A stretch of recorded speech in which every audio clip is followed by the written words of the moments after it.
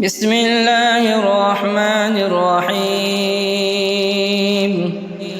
تبارك الذي بيده الملك وهو على كل شيء قدير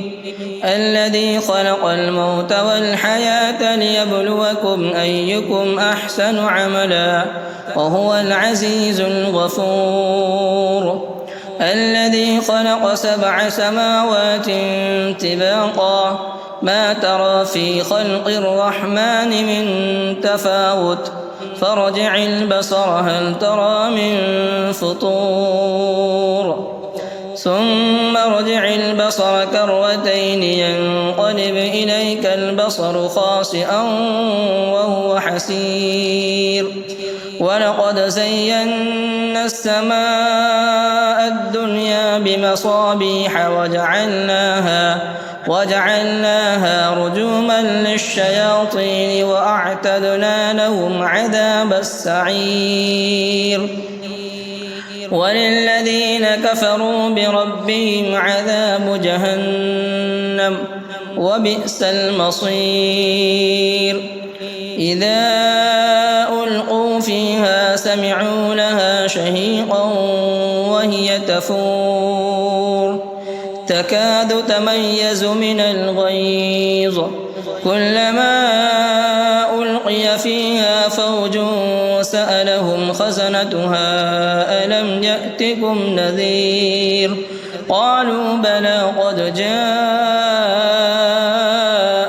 نذير فكذبنا وقلنا ما نزل الله من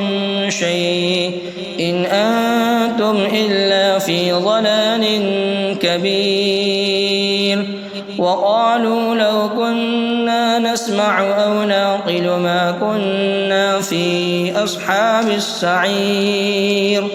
فاعترفوا بذنبهم فسحقا لأصحاب السعير إن الذين يخشون ربهم بالغيب لهم مغفرة وأجر كبير وأسروا قولكم أو اجهروا به إنه عليم بذات الصدور ألا يعلم من خلق وهو اللطيف الخبير هو الذي جعل لكم الأرض ظلولا فامشوا في مناكبها وكلوا من رزقه وإليه النشور أأمنتم من في السماء أن يخسف بكم الأرض فإذا هي تمور أم أمنتم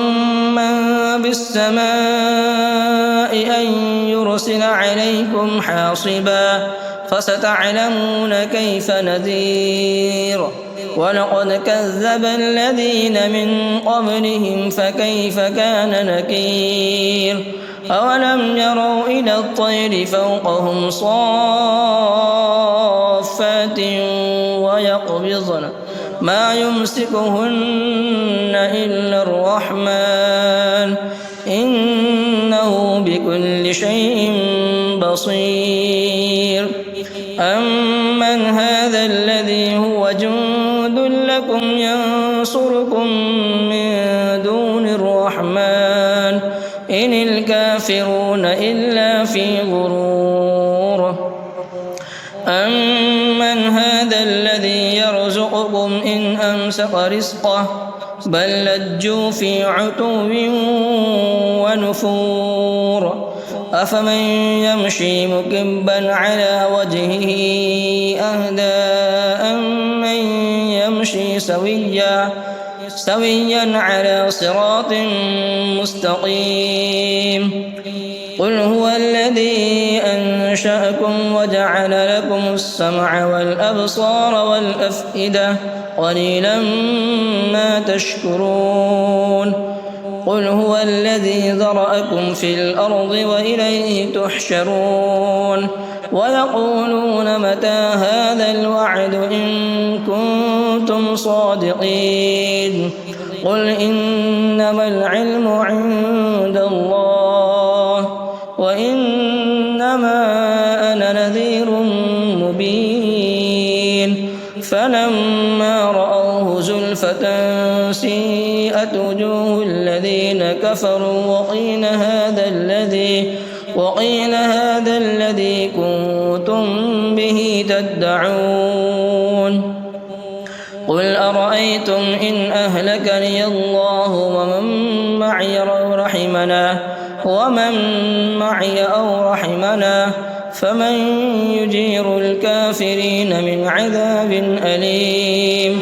قل هو الرحمن آمنا به وعليه توكلنا فستعلمون من هو في ضلال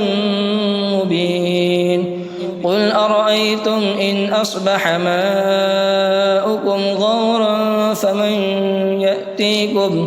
فمن يأتيكم بماء معين صدق الله العظيم.